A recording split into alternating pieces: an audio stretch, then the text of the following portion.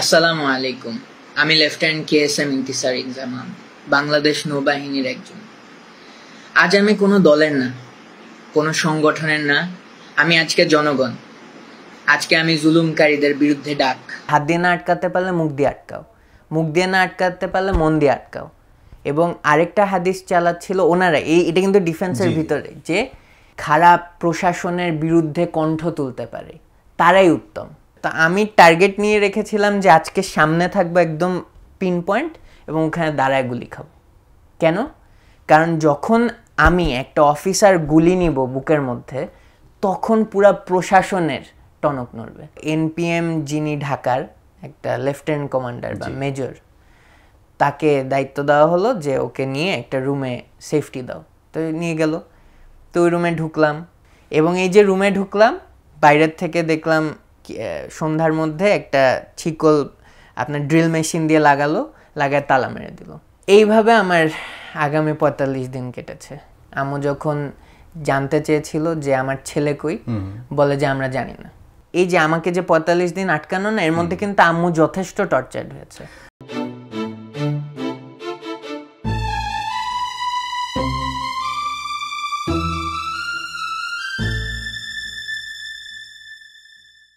প্রিয় দর্শক, আসসালামু আলাইকুম রহমতুল্লাহ। প্যানভিশন টেলিভিশনের বিশেষ আয়োজন লাল জুলাইয়ের গল্পের আজকের পর্বে আমি জহিরুল ইসলাম টুটুল আপনাদের সবাইকে স্বাগত জানাচ্ছি। আজকে এমন একজন আমার অতিথি বা যার কাছ থেকে আমরা লাল জুলাইয়ের গল্প শুনব, তিনি একজন বরখাস্তকৃত লেফটেন্যান্ট। আই রিপিট, বরখাস্তকৃত lieutenant, and again I repeat, তাকে বরখাস্ত করা হয়েছে। জুলাই অভ্যুত্থানে তার অবস্থান পরিষ্কার ছিল এবং সেই সময় জুলাই অভ্যুত্থানের সঙ্গে উনি ছিলেন। সেই জন্যই বোধ করি, সেই জন্যই উনিও তাই বলেছেন অফ এয়ারে যখন গল্প হচ্ছিল, সেই জন্য তাকে জুলাই বিপ্লবের পরবর্তী সময়ে তাকে বরখাস্ত করা হয়। আমাদের আজকের অতিথি ইন্তিসার ইনজামাম, যিনি একজন সাবেক লেফটেন্যান্ট। আপনাকে আমাদের আজকের স্টুডিওতে স্বাগত জানাচ্ছি এবং সেই সঙ্গে সংগ্রামী সালাম জানাচ্ছি। ওয়ালাইকুম আসসালাম ওয়া রাহমাতুল্লাহ। আমি যে কথাগুলো বললাম শুরুতে, যে এটা নিয়ে আপনার কোনো আক্ষেপ নাই, কোনো এমন থাকে না যে হায় হায় কি করছিলাম ওই সময়ে, এগুলো না বলতাম এখন আমার চাকুরিটা যেত না। এই জায়গা থেকেই একটু শুরু করতে চাই যে বিপ্লবোত্তর সরকার বা সময়টা আমরা পার করছি, বিপ্লবের পরবর্তী সময়টা পার করছি, তাই না? তো ওই সময় যারা এর পক্ষে কথা বলেছে তাদেরকে তো আরও অনেক বেশি সামনে এগিয়ে নিয়ে যাওয়ার কথা, প্রমোশন দেওয়ার কথা, সেই জায়গায় ডিমোশনটা হলো, আপনার চাকরিটাই গেল। এটাকে একটু ব্যাখ্যা করব, তারপরে আমরা একটু আপনার অবস্থানটাও জুলাইতে কী ছিল, কি করেছিলেন সেটা সোশ্যাল মিডিয়াতে অনেকেই জানে, তারপরেও সেই গল্পগুলো শুনবো। তার আগে আপনি এই ব্যাপারটা যদি একটু ক্লিয়ার করেন। প্রথমত, এটা নিয়ে আমার কোনো কষ্ট নেই যে বরখাস্ত করেছে, এবং এটাকে আপনি ডিমোশন বলতে পারেন, আমি এটাকে প্রমোশন হিসেবে দেখি। মেডেল অফ অনার, বরখাস্ত লেফটেন্যান্ট ইন্তিসার। এই জন্য আমি এটার জন্য একটা নিজের চ্যানেলও খুলেছি, নামও রেখেছি বরখাস্ত লেফটেন্যান্ট ইন্তিসার। তো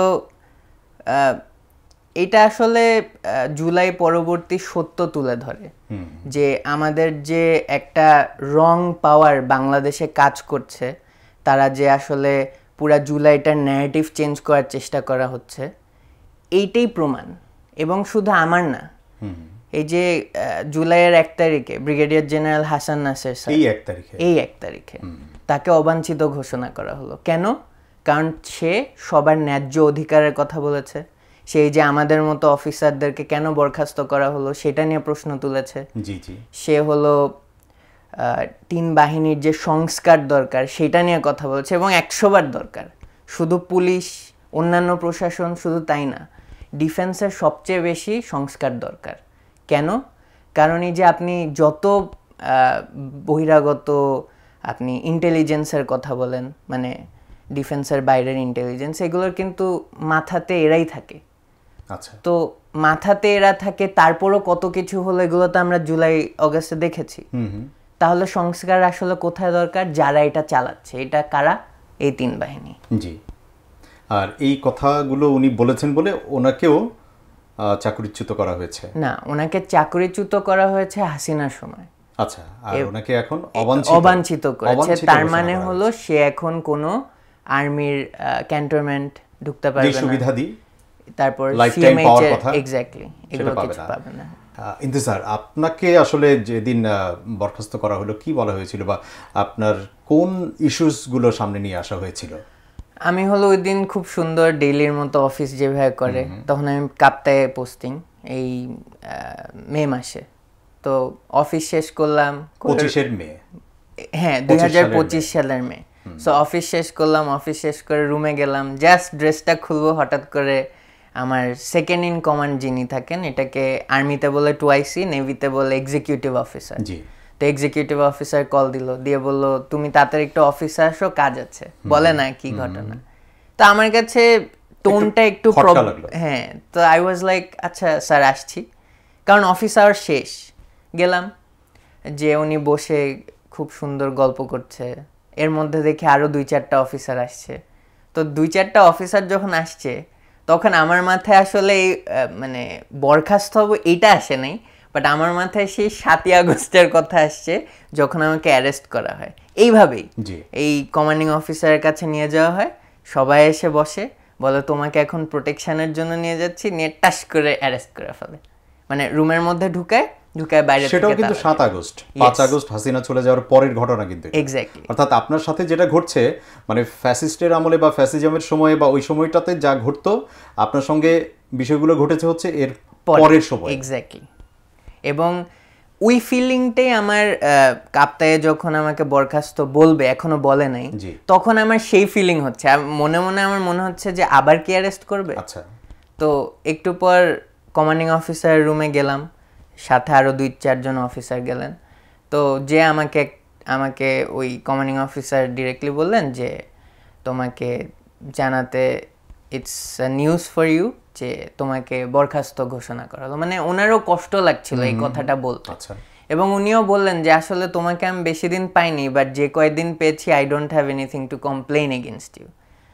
তো সেটা শুনে ভালো লাগলো। এবং ভালো লাগলো, হ্যাঁ, কেন ভালো লাগলো, কারণ মানে ভালো লাগলো যে স্যাররা বলছে যে তোমার এগেইনস্টে আমাদের কোনো কমপ্লেন নেই, এইটা আমার ভালো লাগে।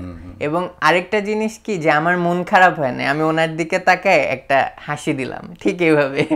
এবং পরে 2IC বের হয়ে এসে বলতেছিল যে তুমি যেভাবে হাসছো, তুমি কি আগের থেকে জানতা?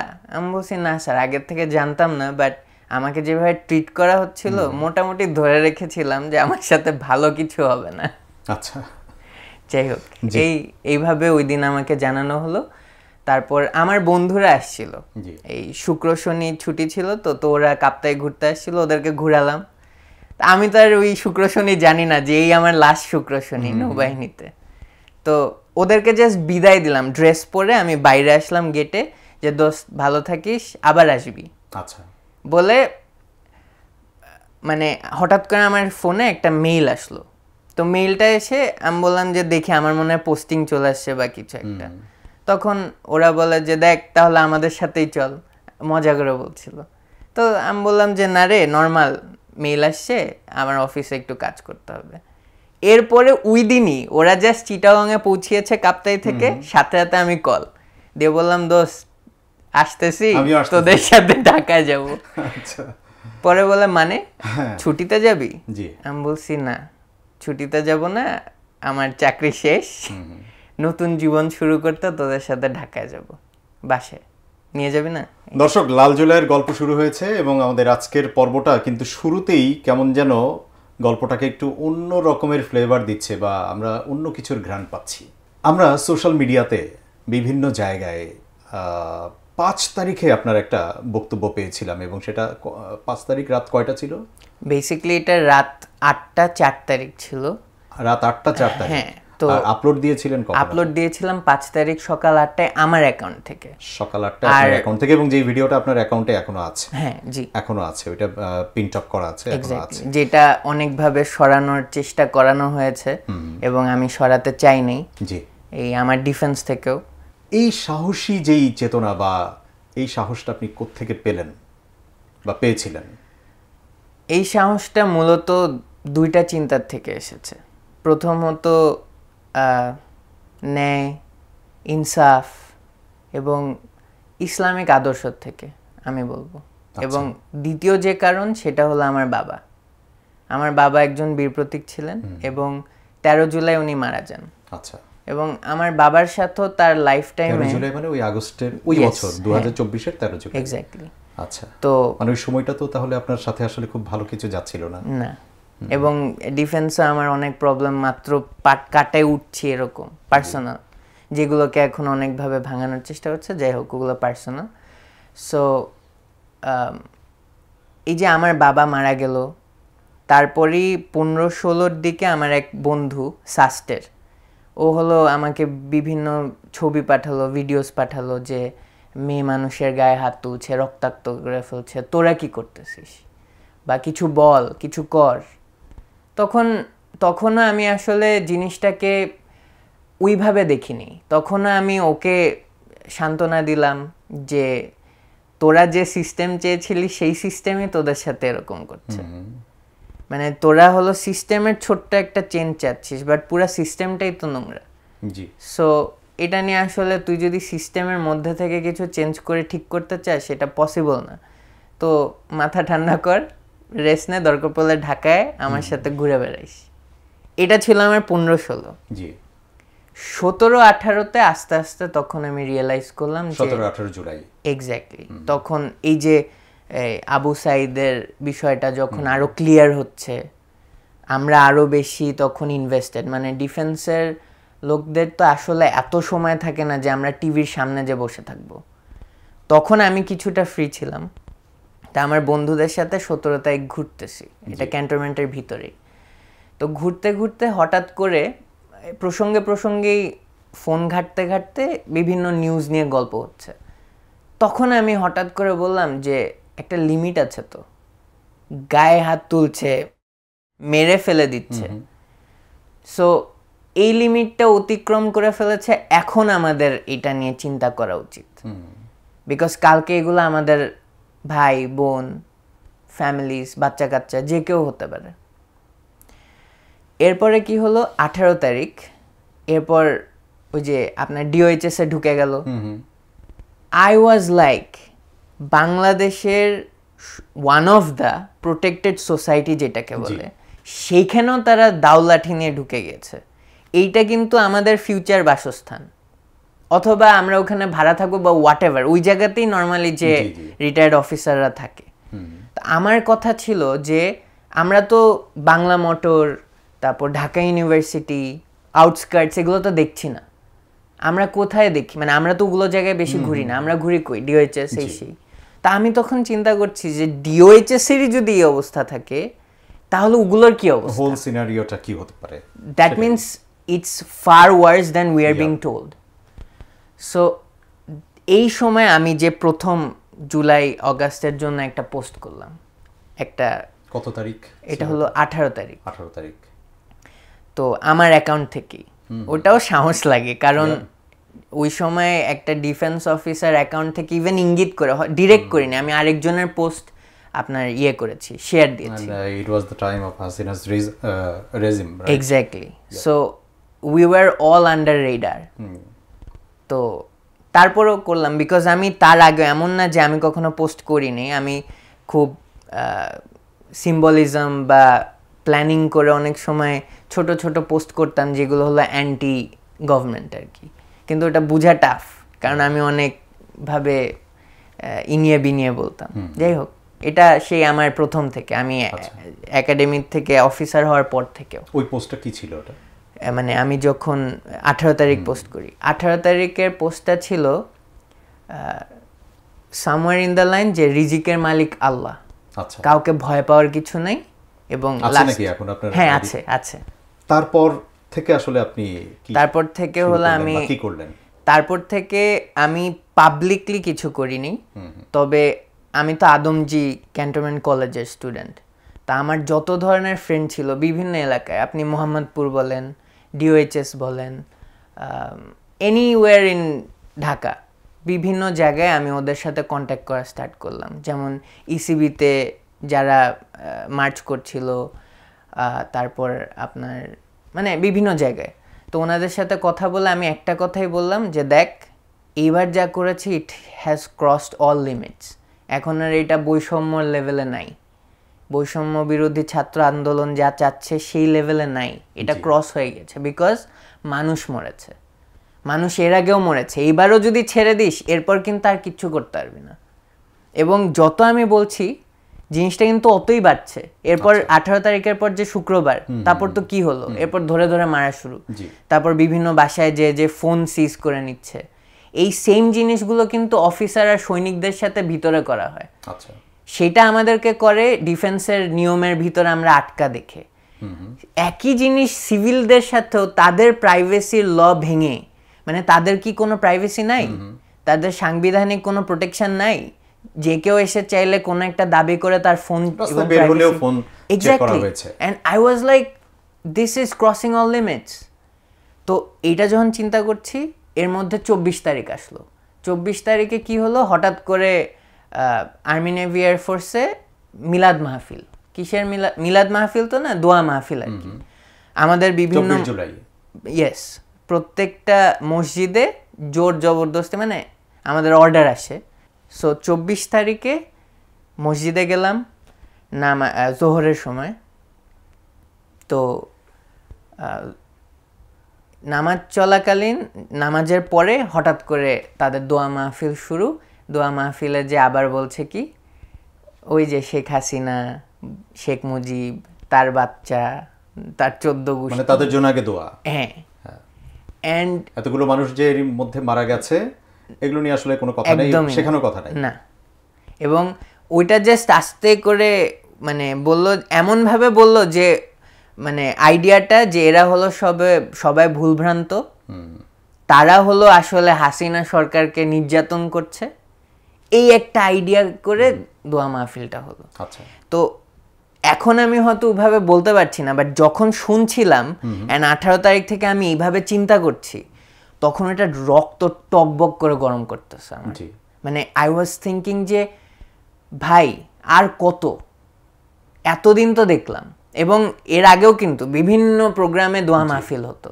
এবং আপনারা হয়তো জানেন না, 5 আগস্টে একটা পর্যন্ত কিন্তু শিওর যে শেখ রাসেল না কার জন্য দোয়া মাহফিল হবে। আচ্ছা, একটার পর হঠাৎ করে মানে আপনাদের ডিফেন্সের ভিতরে ওখানে হ্যাঁ একটার পর হঠাৎ করে অর্ডার আসলো যে দোয়া মাহফিল ক্যান্সেল। ওকে, তো এইভাবেই কিন্তু চলে আসছে। তো যখন 24 তারিখ আমি এই জিনিসটা দেখছি, তখন মানে এই মুহূর্তে আমি একদম শক্ত হয়ে গেলাম যে না, কেউ যদি কিছু না করে আমি কিছু করব। মানে নিজেকে আর হিপোক্রেট হিসেবে আপনি প্রমাণ করতে চাচ্ছিলেন না যে না, আমি তো একজন মানুষ। এক্স্যাক্টলি। এবং তখন আসলে যে আমার বাবা মারা গিয়েছে, তাকে নিয়ে ওই মাসেই তো আপনার বাবা মারা গেছে। এক্স্যাক্টলি, তার যে বীরত্বের চিন্তাগুলো আমার মাথায় আসছে। একজন বীর প্রতীক ছিলেন। এক্স্যাক্টলি, 1995 সালে শান্তি বাহিনীর বিরুদ্ধে আর কি। তো আমার তখন মাথায় আসলো যে আমার বাবা তো কিছু একটা করে গিয়েছে দেশের জন্য, এখন আমার কিছু করার পালা। হয় আমি মানুষকে সাথে নিয়ে করব অথবা নিচেই করব। এই যে চিন্তা করা স্টার্ট করলাম। এরপর বিভিন্ন লোকের সাথে কথা বলেছি, বিভিন্ন অফিসারদের সাথে। ট্র্যাক হচ্ছে, এই ভয়টা ছিল না তখন? ভয় ছিল, বাট যায় আসে নাই। কেন যায় আসে নাই? কারণ দুইটা জিনিস এখানে লজিক্যাল একটা পার্ট ছিল যে যেহেতু ইন্টারনেট নাই, সো ইন্টারনেটের হেল্পে যে হারে ফোনটা ট্র্যাক করা হয় ওই হারে পারবে না। আচ্ছা, এটা ছিল প্রথম আমার, মানে প্রসেসটা আসলে একটু স্লো যাবে। এক্স্যাক্টলি। সো নর্মাল যে স্টাইলে হয় ওই স্টাইলে হয়তো হবে না। আর এমন কেয়স চলতেছে যে একটা লেফটেন্যান্ট ইন্তিসারকে ট্র্যাক করা কঠিন ওই সময়, কারণ ওই সময় অনেক লোক অনেক জায়গায় অনেকভাবে ট্র্যাকড হচ্ছে। আচ্ছা, তা আমাদের বাহিনীগুলোরও সার্টেন সীমাবদ্ধতা আছে। এখন আমাকে ট্র্যাক করা যত সহজ, ওই সময় ওই কেয়সের মধ্যে ট্র্যাক করা এত সহজ না। তো ওইটাকে আমি কাজে লাগালাম এবং ওইভাবে আমার ফোন থেকে ডিরেক্ট কল দিয়ে দিয়ে বিভিন্ন এলাকায় কন্ট্যাক্ট রাখতাম এবং বলতাম যে তোরা যেভাবেই হোক ছাড়িস না, বিকজ এবার যদি ছেড়ে দিস আমাদের পায়ে হাতের ছিকল লেগে যাবে, আমরা ডিফেন্সের। কেন? কারণ আমরা এখন যতটুক তোদের সাপোর্ট দিতে পারতেছি এরপর সেটাও পারবো না যদি সেটা আটকায় যায়। এবং শুধু লাখে লাখে মানুষ মরবে, বিকজ আপনি 13 সালে দেখছেন তারপর এরপর যত দিন গিয়েছে তত কিন্তু খুন বেড়েছে। যাই হোক, তো এইগুলো চিন্তা করে এরপর আমার মাথায় আসলো যে এবার প্ল্যান করতে হবে কি করা যায়। এইবার 27 তারিখ থেকে আমার বাসায় আমার বন্ধুদের ডাকা স্টার্ট করলাম যে আয় আমরা একটু কথা বলি, অথবা বিভিন্ন জায়গায় যে আমি ক্যান্টনমেন্টে অফিস আওয়ার শেষ হয়ে গেলাম চলে যেতাম। বোঝা যেত না, কারণ তখন তো আমরা পাওয়ারে তো আমাদেরকে অত বেশি, এখন এটা আসলে আনইউজুয়াল যে একটা অফিসার তার চাকরির মায়া ছেড়ে দিয়ে সে চলে যাবে এইসব চিন্তা করতে, মিটিং করছেন। হ্যাঁ, এই জন্য কেউ পিছে থাকতো না, মানে এটা তখন ভাবতো না আসলে। এক্স্যাক্টলি। এবং মিটিংও এমন না যে তারা যাদের সাথে করতাম ওরা কিন্তু পলিটিক্যাল কেউ না, এরা সব চাকরিজীবী, এরা স্টুডেন্টও না। ওকে। কারণ এরা সব আমার বন্ধু বান্ধব বিভিন্ন এলাকার, যারা হলো বিভিন্ন চাকরি করে। তো ওদের সাথে বসতাম, আমার প্ল্যানগুলো বলতাম, তারপরে আমি বসে বসে ওই সময় আবার চিন্তা করতাম যে কি বলা যায় যেটা মানুষকে এই রেজিমের এগেইনস্টে বোঝানো যাবে যে তারা কতটা খারাপ, কি কি করেছে। তো এইসব চিন্তা করতে করতে যে আমার মাথায় সেট হওয়া স্টার্ট করলো যে এই করেছে, মেঘের কথা আসলো, তারপর মানে যতগুলো খুন করা হয়েছে এর মধ্যে ছোট বাচ্চা মেঘের কথা বলছে। Exactly, yes. মানে মেঘের কি অবস্থা ছিল যখন তার বাবা মায়ের সিচুয়েশনটা সে দেখেছে, এবং এরকম যে একটা বাচ্চা না, আরো অনেক বাচ্চা আছে, এবং বাচ্চা নিজেও বাবার কোলে মারা যাচ্ছে, সেটা নিয়ে আমার মানে এটা বলতে যে আমার তো ভিডিওতে প্রায় কেঁদে দিয়েছি, বাট তখন কান্না বের হয়ে যাচ্ছে। বাট আমি চিন্তা করলাম যে আমি যদি এখন কাঁদি জিনিসটা আসলে রং মেসেজ পাঠায়, এখন কাঁদার সময় না, এখন শক্ত থাকার সময়। সো কান্না আটকায় সেটাকে জোশে তুলতে হবে। যাই হোক, এগুলো সব চিন্তা করে আমি প্রথমে টার্গেট করেছিলাম 1 তারিখ নিজের থেকে ঘোষণা দিয়ে দেবো। অনেকে বলেছে যে আমি প্ল্যান ভাবে আসলে 5 তারিখে ছেড়েছি, বিষয়টা এরকম না। আমি উত্তেজিত ছিলাম পুরোটা সময়। পরিবার এবং বন্ধু বান্ধবের জন্য 1 তারিখেও পারি নাই, 3 তারিখেও পারি নাই। পরে যে 4 তারিখে তো যে ঘোষণা আসলো যে 6 তারিখেরটা 5 তারিখ হবে, এর মধ্যে আবার আমি জানলাম মানে লং মার্চ যেটা, হ্যাঁ, এবং 5 তারিখের, জি এক্স্যাক্টলি। এবং আপনি যেটা বললেন যে আমাদের কাছে কোনো ইনফরমেশন ছিল কিনা, আমাদের কাছে ইনফরমেশন অন্যটা ছিল। আমাদের কাছে ইনফরমেশন ছিল যে হাসিনা সরকার থামবে না এবং সকালবেলা ধরে ধরে শুধু মারা হবে, প্রচন্ড রকমের ম্যাসাকার চালানো হবে এক্স্যাক্টলি শহর জুড়ে। এক্স্যাক্টলি, কারণ কথা মানে আমরা যেটা উড়ে উড়ে শুনেছিলাম সেটা হলো বিভিন্ন ব্যারিকেডের জায়গায় প্রথম সারি উড়ায় দাও, এমনি বাকিটা থেমে যাবে। ওকে। এবং লজিক্যাল আসলে, আপনি যদি ওভাবে থামাতে চান প্রথম সারি ফেলে দিলে আপনি এমনি কতদূর আর মানুষ আসবে আপনার সাথে, আপনার কাছে সব গোলা বারুদ পুরো দেশের কতটুক পারবে। জি। সো এইটা চিন্তা করে আই ওয়াজ লাইক ফাইন, এবার হয় ইস্পার বা উস্পার। সো এইটা চিন্তা করে আমি ভিডিওটা বানায় ফেললাম। বানিয়ে প্রথমে কিছু অফিসারদের মধ্যে দিলাম রাত 8টার পরেই। সবাই তো দেখে মানে বলছে যে তোর কি মাথা খারাপ হয়ে গিয়েছে, নিজের লাইফটা শেষ। যেই অফিসারদেরকে দিলেন এরা কারা ছিলেন, মানে কারা ছিলেন মানে কোন মানে আপনার এই পক্ষের মানুষগুলো ছিলেন, অর্থাৎ আপনারা যেভাবে চিন্তা করেছিলেন এদেরকে দিলেন, নাকি আপনি যাকে খুশি তাকে দিলেন? আসলে মানে সত্যি কথা বলতে ওই সময় জুনিয়র অফিসার লেভেলে সবাই এই পক্ষেরই ছিল, মানে জুলাই আগস্ট গণমানুষের পক্ষে ছিল। এক্স্যাক্টলি। ওকে। সো আপনি আমার কোর্সমেট বলেন, আমার জুনিয়র বলেন, বা লেফটেন্যান্ট কমান্ডার বা কমান্ডার লেভেল, মানে লেফটেন্যান্ট কর্নেল বা মেজর লেভেলে যারা উচ্চ মাত্রায় সুবিধাভোগী, এরা হয়তো তখন না, ওদের সাথে আমরা কানেক্টেডও না। মানে আমরা ওদের সাথে এত ইজিলি, একটা কর্নেলকে তো আমি যে টাচ করে একটা ভিডিও পাঠায় বলতে পারি না যে sir what do you think, মানে আমাদের তো যে চেইন অফ কমান্ডটা আছে, তো চাইলেই আই ক্যান ডু দ্যাট। কিন্তু যাদেরকে রিচ করা গিয়েছে তাদের মধ্যে এই জুলাই আগস্টের স্পিরিটই ছিল, কিন্তু কেউ কিছু করতে চাচ্ছে বাট করতে পারছে না। আর বিশেষ করে আপনারা যারা এই বাহিনীতে জব করেন, আপনাদের উপরে কিন্তু মানুষের আস্থা অন্য লেভেলের, একদম from the very beginning of our country history, right? তো সেই জায়গা থেকে ওই ব্যাপারগুলো কিন্তু, এবং একটা সময় শেষ দিকে 5 আগস্টের আগের কয়েকদিন পর্যন্ত, তারপরে কিন্তু দেখা গেল যে মাঠ পর্যায়ে আপনারা যারা ছিলেন তারা কিন্তু অনেকটা নিউট্রাল হয়ে গেলেন, এবং এইটা কিন্তু মানুষকে সাহস জুগিয়েছে। কোনো জায়গায় সরাসরি অনেকে বলেছেনও যে ঠিক আছে আপনারা আপনাদের কার্যক্রম চালিয়ে যান, পথ খুলে দেওয়া হয়েছে, যেতে দেওয়া হয়েছে, ব্যারিকেড দেওয়া হয়নি ওইভাবে। এবং শুধু এই জিনিসগুলো এখন যেটা আপনার কথায় মেলানোর চেষ্টা করছি, এটা আসলে সেন্ট্রাল কোনো লিডার থেকে পরামর্শ এসছে এই জন্য নয়, এটা আসলে ওইখানে যারা ছিলেন তারা মানবিক, তারা আসলে দেশটাকেই ভালোবাসেন এবং দেশের মানুষ এরকম মরে যাচ্ছে, দেশের মানুষ কষ্ট পাচ্ছে, এটা তারা চাচ্ছিলেন না। এবং আরেকটা জিনিস, শুধু মানবিক বললে আসলে তাদের চেতনাটাকে ছোট করা হবে। কেন? কারণ এদের মধ্যে একটা স্ট্রং অ্যামাউন্ট অফ ব্যক্তি ছিল যারা খুব আল্লাহ ভীরু। ওকে, তারা ওই যে ওই হাদিসটা খুব চালাচ্ছিল ওই সময়, এবং আমি নিজেও পোস্ট দিয়েছি 27 তারিখের পরে, যে যদি মুখ দিয়ে আটকাতে না পারো হাত দিয়ে না আটকাতে পারলে মুখ দিয়ে আটকাও, মুখ দিয়ে না আটকাতে পারলে মন দিয়ে আটকাও। এবং আরেকটা হাদিস চালাচ্ছিল ওনারা, এটা কিন্তু ডিফেন্সের ভিতরে, যে জাতি নিজেদের উন্নতি না করতে পারে সেই জাতির উন্নতি আল্লাহ করে দেয় না। তো এই যে বিষয়গুলো আপনাদেরকে এক্স্যাক্টলি।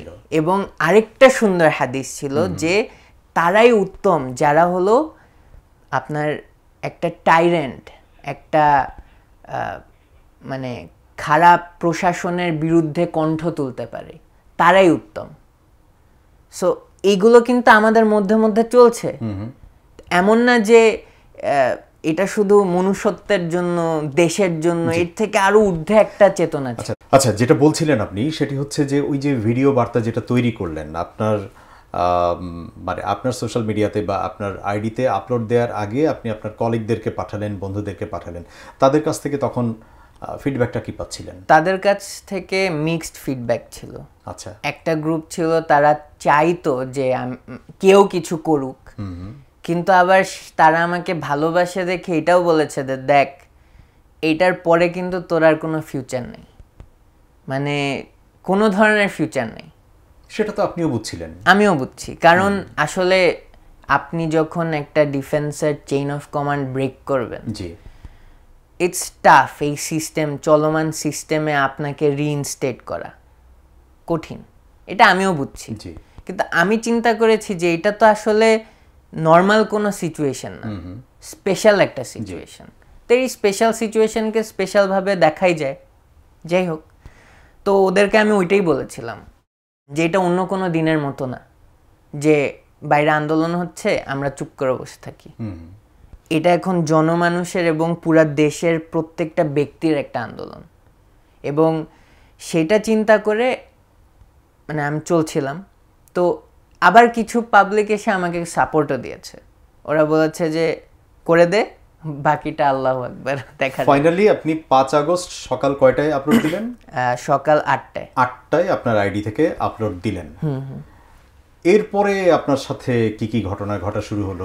ভিডিও আপলোড করলাম, করে আসলে আমি মাথার মধ্যে প্ল্যানিংটা সেট করা ছিল, কারণ আমি সকালবেলা ফজরের নামাজ পড়লাম, পরে আমার কিছু সৈনিক ছিল ওখানে, তো ওদেরকে বললাম তোমরা যাবা আমার সাথে? বলে স্যার কই যাবেন? আমি বলছি যে হাসিনার পিছে, আচ্ছা, মানে তাকে ফেলতে যাবা? বলে যে স্যার চলেন। এখন ওরা আসলে বুঝে নাই যে আমি সিরিয়াসলি বলছি। তা আমি ড্রেস পরাই ছিলাম সকালবেলার থেকে। তো সময় পার হলো, 7টা বাজলো, ওদেরকে খুঁজলাম, দেখি ওরা কেউ নাই, কারণ হয়তো ম্যাক্সিমাম কেউ বিশ্বাস করে নাই যে এটা আসলে সম্ভব বা এরকম কেউ আসলেই করতে যাবে। তো এর মধ্যে আমি আপলোড দিলাম, তো নেট খুব স্লো ছিল। আমি এটা বাইরে যেও করতে পারতাম, বাট বাইরে করি নাই, কারণ এর পরবর্তী কি হবে, হাসিনার লোক যদি আমাকে ধরে ফেলে তাহলে আমি যার বাসার থেকে দিব সেও কিন্তু ধরা খাবে। এই জন্য আমি আমার অফিসের এলাকার যে ওয়াইফাই ছিল ওখান থেকেই দিয়েছি। এটা হলো কমান্ডার ঢাকা নেভাল এরিয়ার ওয়াইফাই। তো সেখান থেকে আপলোড দিলাম, এবং আপলোড দিয়েই আমার যে আশেপাশে যেসব সৈনিক ছিল ওদেরকে বলছি আমার ফেসবুকে যাও, যে একটা ভিডিও দেখবা, কি ভিডিও আমি বলতেছি না, ওইটা দেখে সবার মধ্যে চালায় দিবা। এইটা বলে আমি নিচে নামলাম। আগের থেকে একটা বাসের সাথে কথা বলা ছিল, আমাদের নৌবাহিনীরই টহল বাস। আচ্ছা, তো কেউ তো জানে না যে আসলে আমি কি করছি। তো ওনারা বলেছে স্যার কই যাবেন? আমি বলছি কচুক্ষেত যাব। তো বললো চলেন স্যার।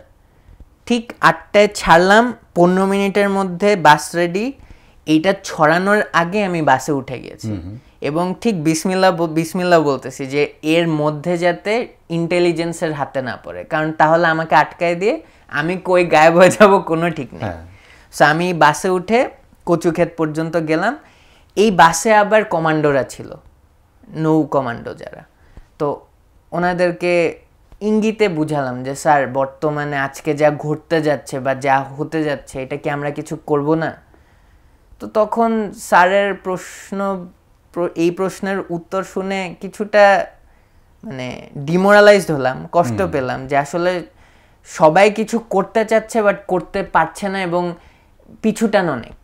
স্যারের কথাও এটা যে স্যার কষ্ট পাচ্ছে, কিন্তু সে বলছে কি করব ভাই, আমি এমন কি করতে পারি যেটার কারণে এই সিচুয়েশন চেঞ্জ হবে, এখন সরকার যা বলবে আমার তাই করতে হবে। এটা ছিল তাদের কথা। তো এটা শুনে আমি তার সাথে আর ঝগড়ায় গেলাম না।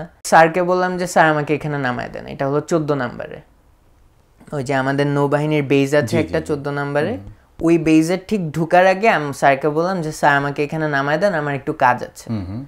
তখন স্যার বলল আচ্ছা যাও। তা আমি নামলাম, নেমে পিছে আর তাকাইনি, আমি জাস্ট সোজা হাঁটা স্টার্ট করলাম। সামনে একটা অটোরিকশা দেখলাম, 10 নম্বরের দিকে যাবেন? হ্যাঁ, অটোরিকশা দেখলাম, মিরপুর 10 এর দিকে যাবেন। এক্স্যাক্টলি। তো অটোরিকশা দেখলাম, অটোরিকশাকে বললাম যে ভাই মিরপুর 10-এর অবস্থা কি? বলে যে স্যার মানে ভাই ওই দিক দিয়ে সব হলো ব্যারিকেড দেওয়া। তো তখন আমি চিন্তা করলাম আচ্ছা তাহলে মিরপুর 10-এ যাওয়া যাবে না। ইন বিটুইন 10টা 11টা বাজে মনে হয়। না, ও আপনি আপলোড দেওয়ার পরেই 8:30 9টা। হ্যাঁ, ইয়েস। তো তখন ওই রিকশা 5 আগস্ট তখন ওই রিকশাওয়ালা ভাইকে আমি বললাম যে ভাই আপনাদের জন্য আজকে যুদ্ধে জয়েন করতে আসছি, আমাকে যেভাবে হোক সবার চোখ ফাঁকি দিয়ে আপনি 12 নম্বরে নামায় দিবেন। ওকে। তো সে আসলেই টেনে, মানে আপনি তার স্পিরিট বুঝতে পারবেন না। এই রিকশাওয়ালা মামা হলো কোনো প্রশ্ন নেই, ভিতরে ভিতরে লুকায় এক্স্যাক্টলি সে আমাকে সুন্দর 12 নম্বরে যে আপনার এমন জায়গায় নামায় দিল সেখানে কোনো সৈনিক বা কোনো গার্ড পুলিশ কিচ্ছু নেই। জি। তো এটা ছিল হলো আপনার মিরপুর ডিওএইচএস এ যাওয়ার রাস্তা এদিকে, আর 10-এর রাস্তা এদিকে। এটা হলো বর্ধিত পল্লবীতে ঢুকার সামনের রাস্তাটা। তো ওই জায়গাটা একদম ওপেন, কিন্তু ওখানে কোনো কাকপক্ষী নাই, কোনো মানুষ নাই, কিচ্ছু নাই। আচ্ছা। আমি ডানে দেখতেছি ব্যারিকেড দেওয়া সৈনিক, বায়ে দেখতেছি ব্যারিকেড দেওয়া সৈনিক, জি, আর মাঝখানে আমি। এখন আমি চিন্তা করছি যে কোনো সময় আমাকে শুট করতে পারে, কিন্তু আবার এটাও চিন্তা করছি যে কে শুট করবে, পুলিশ তো নাই। বাই দ্য ওয়ে, আপনি কি তখন ইয়েতে ছিলেন, ইউনিফর্মে ছিলেন? ইয়েস, আমি ইউনিফর্মে বেরিয়ে এসেছি। ইউনিফর্মে একজন অফিসার এরকম ঘুরছেন, রিকশায় ঘুরছেন আন্দোলনরত লোকজনের সঙ্গে যোগ দেবার জন্যে। মানে গল্পের কোন জায়গাটায় আমরা আছি, আমরা অনেক কিছু জানতাম না। লাল জুলাইয়ের গল্প এই জন্যই আলাদা কিছু দর্শক আপনাদের জন্য। মানে এতক্ষণ আমার কাছে মনে হচ্ছিল যে উনি হয়তো বা সিভিল ড্রেসে বের হয়ে এসছেন।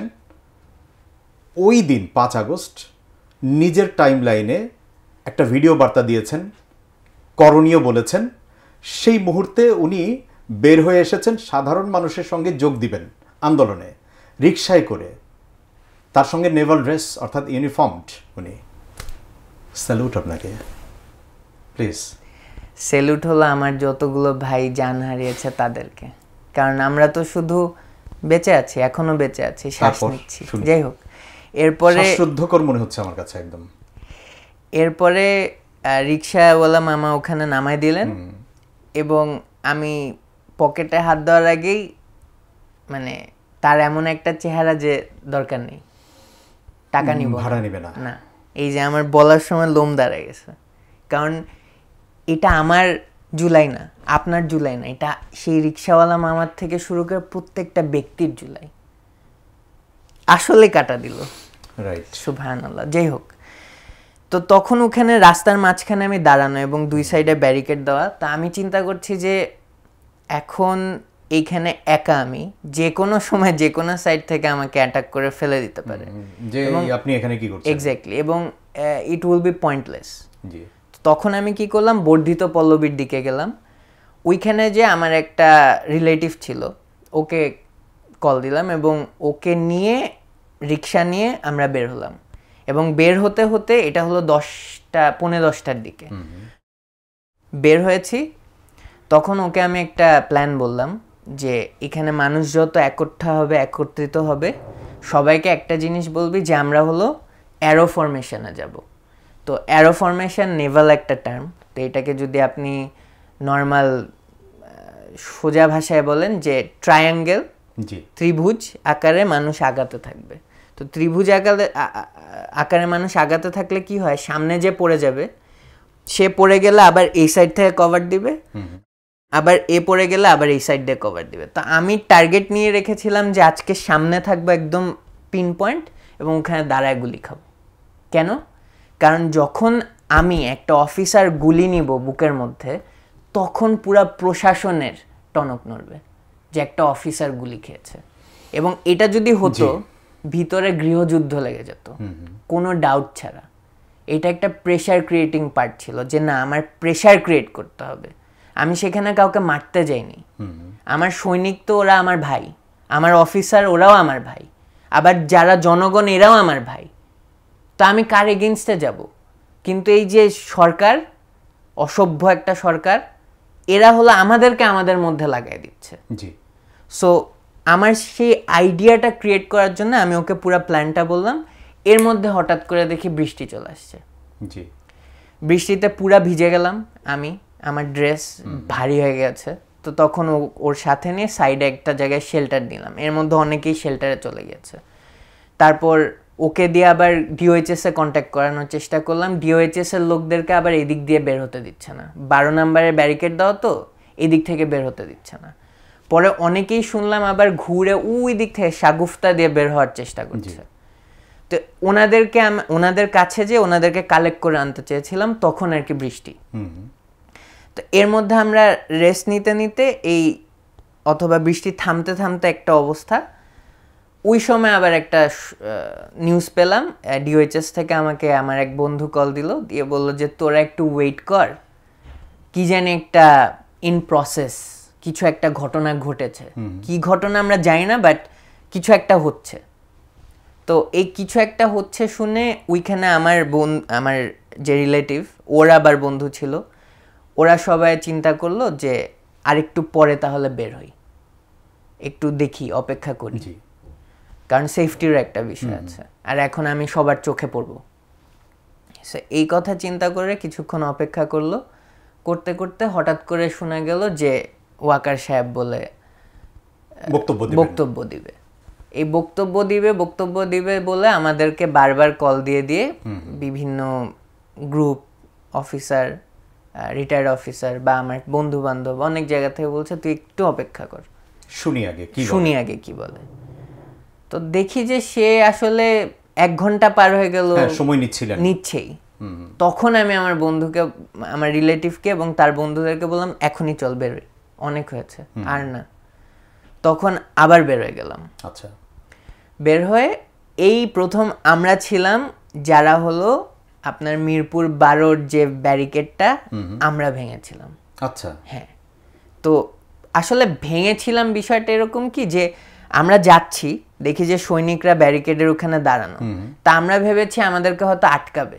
পরে দেখি না, মানে তখন মানুষ গ্যাদার হওয়া স্টার্ট করেছে, তো ওরাও একটু সরে গিয়েছে। তখন আমরা আর দাঁড়াইনি, আমরা ক্রস করে চলে গেলাম। আচ্ছা, এবং ক্রস করে যেতে যেতে মিরপুর 10-এ গেলাম, দেখি মিরপুর 10-এ মাইকিং করছে কিন্তু কেউ আটকাচ্ছে না। সো এই তো হাঁটা গণভবন পর্যন্ত। এর মধ্যে দেখি আস্তে আস্তে বিভিন্ন এলাকার থেকে অনেক মানুষ এসে জয়েন করছে, ঝাঁকে জয়েন করছে। এবং ওই সময় হঠাৎ করে, তখন তো প্রায় মনে হয় 11টা-12টা বেজে গেছে না? হ্যাঁ, 12টা ক্রস, একটা ক্রস। তো তখন হঠাৎ করে পিছের থেকে দেখি মানে হঠাৎ আচমকা, আমি হেঁটে যাচ্ছি। সকাল থেকে কিছু খেয়েছিলেন? না, খাওয়া দাওয়া হয়নি। না, আমি রোজা রেখে বেরিয়েছিলাম, কারণ আমার কথা ছিল যদি মরি রোজা রেখে মরব। যাই হোক, এরপরে মিরপুর 10 ক্রস করলাম, পিছের থেকে একটা গ্রুপ আসলো, হঠাৎ করে দেখি আমাকে পিছের থেকে এইভাবে কাঁধের মধ্যে উঠায় ফেললো, মানে আমিও বুঝিনি, পরে একটা গ্রুপ পুরো কাঁধে তুলতে তুলতে আপনি যেহেতু আমাকে ইউনিফর্ম ছিলেন, হ্যাঁ হ্যাঁ এখন আমাকে মানে ভালোবেসে এক্স্যাক্টলি সম্মান দিয়ে যে উনি আমাদের সাথে আছেন। এক্স্যাক্টলি। এবং পিঠে তুলে ফেললো, আমি আসলে এত প্রস্তুত ছিলাম না, আবার লজ্জা পাচ্ছি যে আমি কে, আমাকে কিছুই করি না, এরকম একটা এক্স্যাক্টলি ফিলিং যে আই এম নো ওয়ান। তো মানুষের যে ভালোবাসাটা পেয়েছি তখন, এবং সেই ছেলেটা আমাকে নামায় দিল, আর একটু সামনে গেলাম, অনেকগুলো দাড়িওয়ালা টুপিওয়ালা ভাই এসে জড়ায় ধরে জাস্ট মানে কেমনে যে কাঁদতেছে তারা। এবং একজনের মধ্যে আমাকে চিনছে, এই দেখেন আবার চিনছে, চিনে সে বলছে ভাই 15টা, আপনার ওই ভিডিওটা ভাইরাল, অনেক ভাইরাল হয়ে গিয়েছে। হ্যাঁ, তো এর মধ্যে একটা ভাই বলছে যে ভাই গত 15 বছর ধরে আপনি আমাদের পক্ষে যে কথা বলেছেন কেউ বলে নেই, এভাবে বলে জাস্ট জড়ায় ধরে কাঁদছে। আমি কি করেছি এটা ইম্পর্টেন্ট না, কিন্তু যে তাদের যে ফিলিংটা, তারা যে সত্যি দেশের জন্য ভাবছে, সত্যি আল্লাহর পক্ষে হাঁটছে, তারা তো অনেকেই ভেবেছে আজকে বাঁচবো না, এবং এরপরেও কিন্তু মিরপুর 10-এ অনেকেই মারা গিয়েছে। যাই হোক, তো ক্রস করে গণভবনে গেলাম। গণভবনে তখন সেলিব্রেশন চলছে, হ্যাঁ এক ধরনের। তবে আমি কিছু জিনিসের পক্ষে ছিলাম না, একটু মন খারাপ ছিল। সেলিব্রেশন শব্দটা আসলে আমি কোট করি সব সময় ডক্টর ইউনুস স্যারের কাছ থেকে। ওনাকে জিজ্ঞেস করা হয়েছিল যে এটা আসলে কি ছিল, উনি এক লাইনে বলেছিলেন ইটস আ সেলিব্রেশন। হ্যাঁ, ইট ওয়াজ আ সেলিব্রেশন, বাট মানে কিছু জিনিস একটা আমার অপছন্দ হয়েছিল, কারণ মানে রাষ্ট্রীয় কিছু সম্পদ। এই তো যাই হোক, যেহেতু রাষ্ট্রের পক্ষে কাজ করেছেন, কিছু দেশের মানুষের জন্য কাজ করেছেন, আপনার এই ফিলটা থাকাটা খুবই স্বাভাবিক। এক্স্যাক্টলি। সো তখন আমি ভাবলাম যে আমি যেহেতু পোশাকধারী, আমার এখানে আসলে থাকাটা উচিত হবে না, কারণ মানুষ সেলিব্রেট করছে, করুক, আমি আমার কাজ করে ফেলেছি। আমার যা মনে হয়েছিল আমার দায়িত্ব, আমি জনগণের সাথে গণভবন পর্যন্ত এসেছি, এর মধ্যে হাসিনা চলেও গিয়েছে, I am done. So now to return. তো টু রিটার্নের আগে আমি আবার 32 নাম্বার পর্যন্ত গিয়েছি হেঁটে হেঁটে, দেখতে যে আসলে এই নাটকের কি অবস্থা, কারণ এত 15 বছর ধরে তো ওটা একটা নাটক কেন্দ্র। সো এই নাটক কেন্দ্র দেখতে যে মনে ভালোই লাগলো, কারণ আগুন ধরিয়ে দিয়েছে। এবং আগুন যখন ধরিয়ে দিয়েছে, আমি তখন দাঁড়ানো, বাম পাশে একটা বিদ্যালয় ছিল, সেই বিদ্যালয়ে আর্মির অনেক সৈনিক দেখি ভিতরে আশ্রয় নিয়েছে। তখন আমি আবার রিক্সার উপর, তা আমি রিক্সার থেকে দাঁড়ালাম, আমার ক্যাবটা খুলে এইভাবে নাড়াতে নাড়াতে বললাম যে তোমরা এখন বের হয়ে আসো, চলে যাও, আমরা তো সব জনগণের অংশ। ও আচ্ছা, ওরা ভয় পাচ্ছিল? হ্যাঁ, মানে ওরা আসলে, হ্যাঁ ওইটা তো ধরেন প্রোটোকল বল, যে ওর অফিসার হয়তো ওদেরকে বলছে যে তোমরা শেল্টার স্টেশনে থাকো, ও তো ওর অর্ডার পালন করবে। তো ওর মধ্যে আরেকটু সামনে গেলাম, এরই আগে একটা মিউচুয়াল ট্রাস্ট ব্যাংকের ইয়ে ছিল, ওটাও দেখছিলাম যে ওখানে মনে হয় কাউকে নামানোর চেষ্টা হচ্ছে বা কিছু একটা হচ্ছে। তো এই কিছুতে আমি ইনভলভ হইনি, সব দেখলাম, মানুষের হই হুল্লোড়, মানে আনন্দ ফুর্তি সব দেখলাম। অনেকে আমাকে রিক্সা চলছে ওই অবস্থায় দাঁড়া করায় বলছে ভাই একটা ছবি তুলি, ভাই একটা ছবি তুলি। তারপর আমার আরেক কাজিনের রিলেটিভ আছে, তো উনি মিউজিশিয়ান, আবার ওই যে লিঙ্কন দাদা আছে না, এই লিঙ্কন দাদাদের সাথেও দেখা হলো।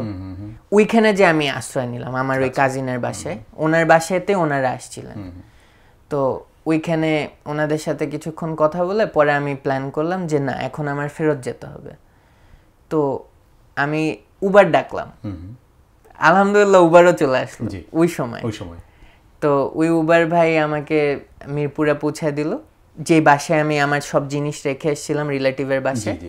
ওইখান থেকে আবার আমার ফোন টোন ফেরত নিলাম, নিয়ে আমি খুললাম জাস্ট, সাথে সাথে আমার অনেকগুলো বন্ধু মেসেজ দিল যে তুই এখন ক্যান্টনমেন্টে যাইস না, ক্যান্টনমেন্টে কি হবে কেউ জানে না, তোকে মেরে ফেলতে পারে, এবং বিভিন্ন জায়গায় তোকে মেরে ফেলতে পারে, তুই জাস্ট শেল্টারে থাক।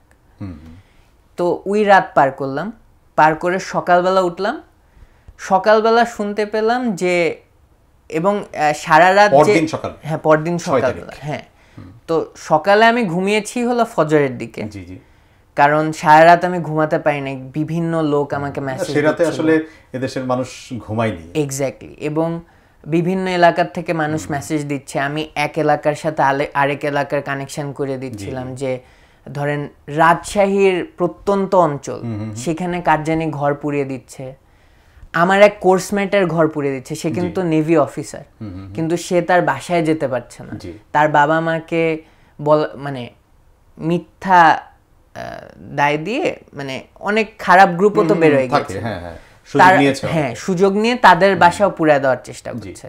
এটা নিয়ে দৌড়াদৌড়ি হচ্ছে কোর্সমেটদের, সিভিল মানুষদের। মানে আমি ওই রাতে চাচ্ছিলাম যে আই উইশ আমি আরো কিছু করতে পারতাম, কিন্তু কিছু করার নেই। আমি ওই ছোট ঢাকায় একটা, ইভেন আমার নিজের লাইফ থ্রেটেরও আছে। তো এই করে রাত পার হলো। সকালবেলা উঠে দেখি বিভিন্ন গ্রুপ বিভিন্নভাবে আবার ন্যারেটিভ চেঞ্জ করতেছে। অলরেডি 5 তারিখ না যেতেই ন্যারেটিভ চেঞ্জ করার ধান্দা, যে সে এই কাজ এই কারণে করে নাই, ওই কাজ এই কারণে করে নাই, ওর পার্সোনাল রিজন, আমাকে নিয়েও কথা বলা স্টার্ট করলো। তো এগুলো দেখে আমি ভাবলাম যে আসলে এখন বাইরে থাকলে মানুষকে কথা বলার আরো সুযোগ দেওয়া হবে, মানুষ মানে ডিফেন্সের লোক। তখন আমি ফেরত চলে গেলাম, এইটা 6 তারিখ সকালবেলায়।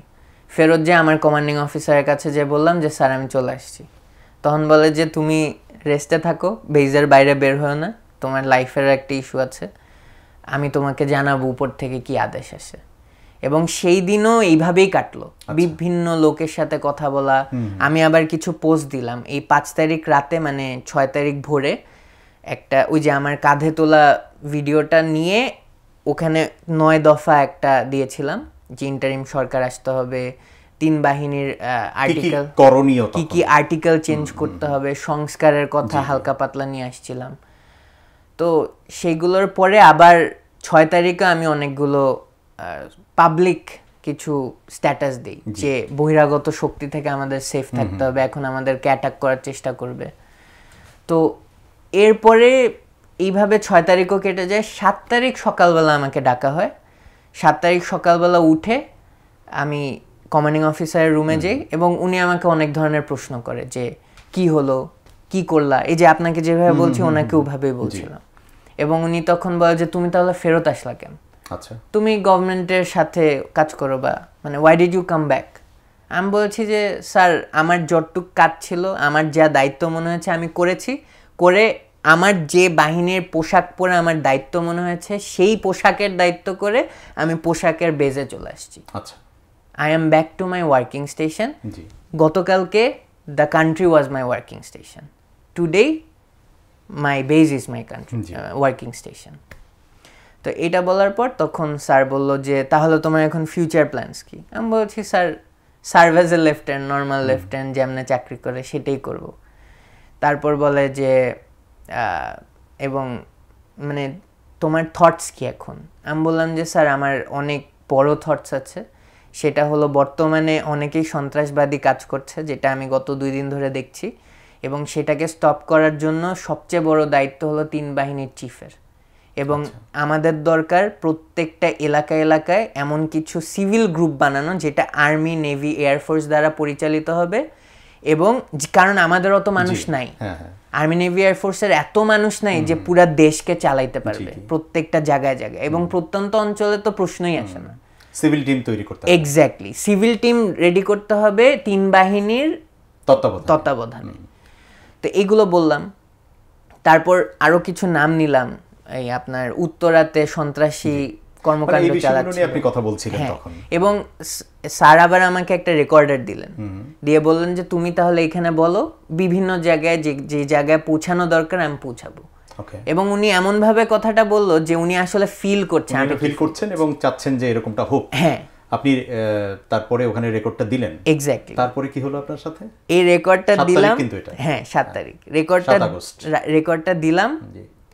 ঠিক তার 1 ঘন্টার মধ্যে উনি নিচে গেলেন না, কই এক সিনিয়র অফিসারের কাছে গেলেন, সে ফেরত আসলেন, এসে আমাকে বললেন যে তোমার ফোনগুলো দাও। আচ্ছা। তা আমি ভেবেছি যে ফোনের হয়তো মানে এমন ছিল যে ফোনগুলো দাও আমি একটু দেখব, তো দিলাম। দেওয়ার পরে উনি আমাকে বললেন যে অর্ডার এসেছে যে তোমাকে প্রোটেকশন দিতে, কারণ তোমার লাইফ রিস্ক আছে। এটা বলে হঠাৎ করে আরো 2-4টা অফিসার ঢুকলো। ওই যে আমি আপনাকে বললাম না যে যখন বরখাস্ত হচ্ছে তখন এরমই ফিল হয়েছে। 2-4টা অফিসার আসলো, এর মধ্যে এনপিএম বলে, নেভাল প্রভোস্ট মার্শাল। তো এনপিএম যিনি ঢাকার একটা লেফটেন্যান্ট কমান্ডার বা মেজর, তাকে দায়িত্ব দেওয়া হলো যে ওকে নিয়ে একটা রুমে সেফটি দাও। তো নিয়ে গেল, তো ওই রুমে ঢুকলাম। উনি আবার আমার সাথে অনেক গল্প করার চেষ্টা করছে, আমার মুখ থেকে আমি যা বুঝছি যে আমার মুখ থেকে জানবার চেষ্টা করছে। তা আমি কিচ্ছু বলিনি, কারণ তখনও তো সেটআপ তো পুরোটা ওই আগের সেটআপ। এক্স্যাক্টলি। এবং আমার কাছে পুরো জিনিসটা ওই যে আমার ফোনটা নিল না, তখনই সাসপিশিয়াস লেগেছে। এবং আমি যখন আমার ফোন ফেরত চাইলাম তখন স্যার বলে যে না, ফোনটা আপাতত আমাদের তত্ত্বাবধানে থাকবে, তুমি সেফটিতে যাও, কারণ তোমাকে এইভাবেও ট্র্যাক করতে পারে। তো আসল কাহিনী এটা ছিল না, আসল কাহিনী ছিল যে আমার প্রত্যেকটা গ্যাজেট সিজ করে নিবে এবং আমাকে প্রোটেকশনের নামে অ্যারেস্ট করবে।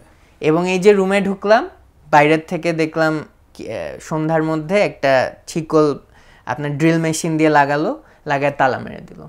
এরপর বাইরে জুনিয়র অফিসারদের দ্বারা হলো 6 ঘন্টা পর পর ডিউটি দিত এবং কেউ এসে আমার সাথে তেমন কথা বলতো না, আমার কোনো প্রশ্নেরও তেমন বেশি উত্তর দেয় নাই।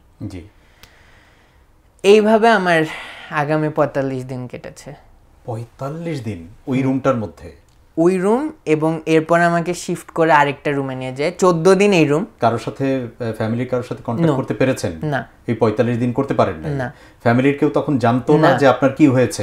7 তারিখের পর আপনার কি হয়েছে জানতো না, এবং তারা নিশ্চয়ই এটা ভেবে নিয়েছিল যে আপনি যেই কর্মকাণ্ডগুলো করেছেন সে কারণে হয়তোবা আপনার ভাগ্যে ভালো কিছু জোটে নাই, আপনি হয়তো গুম হয়ে গেছেন নাই হয়তো। আমার মা সচিবালয়ে গিয়েছিল, যে বলেছে যে আমার ছেলের লাশ দেন। আচ্ছা। এবং প্রথম দিকে আমার মাকে এটাও বলে নাই যে আমি নৌবাহিনীর কাছে আছি। আম্মু যখন জানতে চেয়েছিল যে আমার ছেলে কই, বলে যে আমরা জানি না। আচ্ছা। তারপরে আম্মু বারবার, তারিখে তো আবার নতুন সরকার গঠন, আপনি তো ভিতর থেকে কিছু জানতে পারেন না? আমি কিচ্ছু জানি না। এই 45 দিন আপনি কিছুই জানেন না? ওরা তো তেমন কোনো আনসার করে নাই যারা খাবার টাবার দিতে আসতো? ওদের আমার সাথে কথা বলার পারমিশন ছিল না, এবং কথা বললে পানিশমেন্ট খেয়ে যাবে, এই জন্য মানে ট্রান্সফরমেশন মানে ট্রানজিশনটা ছিল এই রোবোটিক ট্রানজিশন। এক্স্যাক্টলি। মানে কি বলবো, এটাকে সেলও বলা যায় না, ইমপ্রিজনমেন্টও বলা যায় না। গুম খুন হত্যার বিপরীতে আন্দোলন হলো, সেইটারই আন্দোলনের একজন মানে কি বলবো আন্দোলনে ছিলেন, এবং কেন ছিলেন এই জন্য আপনাকে এর পরে ঠিক 5 আগস্টে হাসিনা চলে যাওয়ার পরে 7 আগস্টে আপনাকে ঠিক ওই একই কারণে আপনাকে গুম করে রাখা হলো। এই মাঝখানে তো আপনার সাথে কোনো আর কিছুই হয় নাই, কোনো টর্চার করে নাই, আপনাকে 45 দিন পরে ছেড়ে দিল কেন? টর্চার করে নাই, বাট মেন্টাল টর্চার। মানে রাত্রেবেলা হলো লাইট অফ করতে দিত না। আচ্ছা। আবার সেকেন্ড যেখানে নিয়ে রাখলো ওখানে আমার রুমের লাইট অফ করে দিল, বাইরে একটা যে আপনার ইন্টেরিয়র ডিজাইনের স্পটলাইট থাকে না, ওইটা আবার ঘুরে আমার রুমের মধ্যে মেরে দিত। তারপরে সেপ্টেম্বরের কোন একটা দিন আপনি বের হলেন? সেপ্টেম্বরের 20 তারিখ বের হওয়ার সাথে সাথে আমার পোস্টিং অর্ডার চলে আসলো। জি। আমাকে কাপ্তাই যে কাপ্তাইয়ের গল্প থেকে আমরা শুরু করেছি। এক্স্যাক্টলি। তো এটা হলো 20 সেপ্টেম্বর থেকেই 21 সেপ্টেম্বরে আমি কাপ্তাই জয়েন করি। তো জয়েন আবার লাইফ গোজ অন নরমাল, মানে normal in the sense of duties. চাকরি আমি করছিলাম নরমাল হারে, যে আমাকে নরমাল যে ডিউটিস দেওয়া দরকার, অফিসার অফ দ্য ডে বলে, মানে আমার হাতে 300টা অস্ত্র থাকবে আমার তত্ত্বাবধানে। সো উই ট্রাস্টুক দিয়ে আমাকে একটু জেনে নিই যে 45 দিনের পর, মানে কিউরিওসিটিটা আসলে দর্শকের মতো আমার অনেক বেশি বাড়ছে, আপনাদের হয়ে আমি বলছি। এই যে 45 দিন আপনি তো কিচ্ছু জানেন না যে দেশে কি কি হয়েছে, তারপরে ফরম্যাটটা কি হয়েছে, এগুলো জানতেন কিচ্ছু না? বের হওয়ার পরেই জানলেন, 45 দিন পরে জানলেন। জানার পরে প্রথম ফিলিংটা কি হলো আপনার? যখন আমি বেরিয়ে যখন প্রথম জিনিস জানলাম যে সেই একই সিস্টেমের একই সরকারের প্রেসিডেন্টের আন্ডারে আবার ওথ নেওয়া হয়েছে, এবং এটা কোনো বিপ্লবী সরকারও না, টেকনিক্যালি স্পিকিং, হতাশা ছাড়া আর কিছু হয়নি। এবং যা আমি ভয় পেয়েছিলাম সেটাই হয়েছে। আমি তখন 7 তারিখ 6 তারিখ বলছি যে কিছু সন্ত্রাসবাদ থাকবে যারা এখন সন্ত্রাসীপনা করছে তারা কিছুদিন পর লেজিটিমাইজড হয়ে যাবে কোনো একটা দলের আন্ডারে, গ্রুপের আন্ডারে, বা হতে পারে প্রশাসনের আন্ডারে। সেটাই তো হয়েছে। তো হতাশ হব না? আমি তো আপনি ওইখানে কাপ্তাইতে যখন চাকরি কন্টিনিউ করলেন, এরপর তো সবকিছু স্বাভাবিকভাবে আপনি আপনার কাজকর্ম করছিলেন, তখন কি কখনো মনে হচ্ছিল যে আপনার জন্য আরো বড় রকমের কোনো পানিশমেন্ট অপেক্ষা করছে? হ্যাঁ, তখন মনে হচ্ছিল কি প্রত্যেক দিন ফিল হয়েছে। আমি যখন 21 তারিখে যখন গিয়েছি, তো যাওয়ার আগেই কিন্তু আমাকে অলরেডি ঢাকার থেকেই কম বেশি থ্রেট দিয়েই পাঠিয়েছে যে আমি যদি আবার কোনো কথা বলি বা কিছু করি, এমনও হতে পারে যে আমাকে ফাঁসিতে নিয়ে যাবে, আমাকে আবার সেল করবে, এবার পুলিশের হাতে দিয়ে দিবে, এই ধরনের কথা। এবং আমার মার সামনে এগুলো বলা। তার মানে এটা তো প্রমাণ করে যে শুধুমাত্র সেফটি ইস্যুতেই আপনাকে আটকে রাখা হয় না। কেন ছেড়ে দিল এটা কি মনে হয় নাই যে আপনাকে তো মানে একদমই গায়েব করে দিতে পারতো? আমার যেটা মনে হয়েছে যে আটকিয়ে রেখেছিল, কারণ তখনও শিওর না যে হাসিনা আবার ফেরত আসবে কিনা। যদি আসতো তাহলে তো শেষ। তো আমার মনে হয় ওই যে আপনার জুডিশিয়াল কু হলো না, জি, তারপর জুডিশিয়াল কুয়ের জন্য কিছু ব্যক্তি অপেক্ষা করছিল যে কিছু একটা হয়ে যেত ওই সরকারকে ব্যাক করানো যায় বা তাদেরকে লেজিটিমাইজ করা যায়। ওইটার একটা সময়ের অপেক্ষা ছিল তাদের, সেটা ফেল হলো। এরপর কিন্তু আরো অনেক কিছু চক্রান্ত ফেল হয়েছে। এবং আমার ধারণা যে যখন বুঝতে পারলো কিছু গ্রুপস যে ওকে আসলে আর ভিতরে ঢুকায় রেখে লাভ নেই, কারণ তারা হয়তো আর ফেরত আসছে না, তখন আমাকে ছেড়ে দিল। তবে ছেড়ে দেওয়ার পর 24/7 আমাকে হলো তত্ত্বাবধানে রাখতো। কিরকম মানে it was like an open air prison. কিরকম, আমি যেখানে যাচ্ছি পিছে গোয়েন্দা, আমাকে বিভিন্ন জায়গা থেকে কল দিয়ে বলা হয় যে কোনো ছায়ার পাশে থাকবা না, কোনো অন্ধকার জায়গায় একা থাকবা না। আমার মা হলো আমার সাথে কাপ্তাই গিয়েছিল 1 সপ্তাহ থাকতে। আম্মুকে কাপ্তাই থেকে ফেরত আসার সাথে সাথে ঢাকায় একজন পোশাকধারী ব্যক্তি ডেকে আমার মাকে বলে যে ওর তো মাথায় প্রবলেম আছে, ও যে কোনো সময় আত্মহত্যা করতে পারে। এবং সেটুকুই থামে নাই, সে আবার বলেছে আত্মহত্যা করতে পারে, পানিতে ডুবে মরতে পারে, ছাদ থেকে লাফ দিয়ে মরতে পারে, সাপের কামড় খেয়ে মরতে পারে, হাতির পাড়ায় মরতে পারে, তারপর কি ও ফ্যানের সাথে ঝুলে যেও মরতে পারে। এই এত কি বলবো সুন্দর করে আম্মুকে প্রত্যেকটা বিশ্লেষণ করে বলার কি আছে, মেন্টালি আম্মুকে রেডি রাখা। এক্স্যাক্টলি, ভয় দেখানো। এবং সেই ভয়ের কারণে কি হয়েছে জানেন, এই যে এই প্রেশার, তারপর আম্মুকে কল দিয়ে দিয়ে অনেকেই বলতো যে আমার চামড়া ছিলে বলে কি জানি ফাঁসিতে ঝুলাই দিবে। এই যে আমাকে যে 45 দিন আটকানো না, এর মধ্যে কিন্তু আম্মু যথেষ্ট টর্চার্ড হয়েছে। সবকিছু তো আপনার জন্য সবকিছু স্বাভাবিক হয়ে যাওয়ার কথা ছিল শেষ পর্যন্ত। এর মাঝখানে কি অস্বাভাবিক কিছু একটা করেছিলেন যেটার কারণে আবার নতুন করে ওই পূর্বের সবকিছু মাথাচাড়া দিয়ে ওঠার কারণে শেষ পর্যন্ত আপনাকে বরখাস্ত করা হলো? হ্যাঁ, অস্বাভাবিক ডিফেন্সের মুখে সেটা অস্বাভাবিকই। কি আমি হলো 21 নভেম্বর পর্যন্ত কম বেশি চুপচাপই ছিলাম, ফেসবুকে কোনো অ্যাক্টিভিটি ছিল না। তো ফেসবুকে আমাকে নিয়ে অনেক ধরনের মিথ্যা কথা সেই অনেক কিছু দেখছিলাম, এবং একটা গ্রুপ দেখানোর চেষ্টা করেছিল যে আমি হয় গুম হয়ে গেছি অথবা খুন হয়েছি অথবা আমাকে চাকরি থেকে বের করে দেশের বাইরে পাঠিয়ে দিয়েছে, এই জন্য লুকে আছি আমি, যেখানে আমি কিন্তু তখন নৌবাহিনীতে চাকরিরত। তো নৌবাহিনীও চাচ্ছিল যে আমি চুপচাপ বসে থাকি, কিন্তু এত কিছু দেখার পর না আসলে চুপ করে বসা যায় না। তো এর মধ্যে আমার বাবার জন্য আপনার সশস্ত্র বাহিনী দিবসের একটা ইনভিটেশন কার্ড আসলো, তো ওর মধ্যে আমি আবার ছুটিতে আসছিলাম ঢাকায়। তো সেই ইনভিটেশন কার্ডের জন্য আম্মু ডিজিএফআই এর সাথে কথা বলে জানতে পারলো যে আমি আর আমার ভাইও যেতে পারবো, আর যেহেতু আমি সার্ভিং অফিসার আমি ড্রেস পরেই যাব। তো ওই ছুটি অবস্থায় আমি ড্রেস পরে 21 নভেম্বর আর্ম ফোর্সেস ডে সেনাকুঞ্জে অ্যাটেন্ড করলাম, এবং সেইখানের যে ছবিটা যেটা প্রত্যেক অফিসারই পোস্ট করে, আমিও একইভাবে আমার ড্রেস পরা ছবি পোস্ট করলাম। এই তো তখন থেকে আবার আমি জনসম্মুখে চলে আসলাম যে আমি এখনো সার্ভিং, এবং যতজন আমাকে নিয়ে কুৎসা রটাচ্ছিল তাদের মুখে একটা ধাক্কা চলে আসলো যে ও তো এখনো সার্ভিং, লাগে এবার ওর পিছে, এরকম একটা বিষয়। তো এখান থেকে শুরু হলো। সেটা নিয়ে আমার বেজে রিপোর্ট আসলো যে আমি বলে পারমিশন ছাড়া সশস্ত্র বাহিনী দিবসে জয়েন করেছি। ওকে, এটাও মিথ্যা কথা, কারণ ডিজিএফআই ক্লিয়ারেন্স আছে, আমার বাবার কার্ড আছে, আর আমি ছুটিতে আছি। জি, ছুটিতে যে একটা মানুষ একটা প্রোগ্রাম অ্যাটেন্ড করতেই পারে, এবং সেই কার্ডে আবার লেখা ছিল ইউনিফর্ম পরে অ্যাটেন্ড করতে হবে। জি। সো আমি ইউনিফর্ম পরে নিয়ম হিসাবে অ্যাটেন্ড করেছি। আমাকে যদি অ্যাটেন্ড করা প্রবলেমই থাকতো, তাহলে ওখানে এসএসএফ যারা আমাকে ভিআইপি উইংয়ে ঢুকালো, তারা আটকালো না কেন? তারা কি কাজ করে নাই? সেখানে কি গোয়েন্দা বাহিনী ছিল না?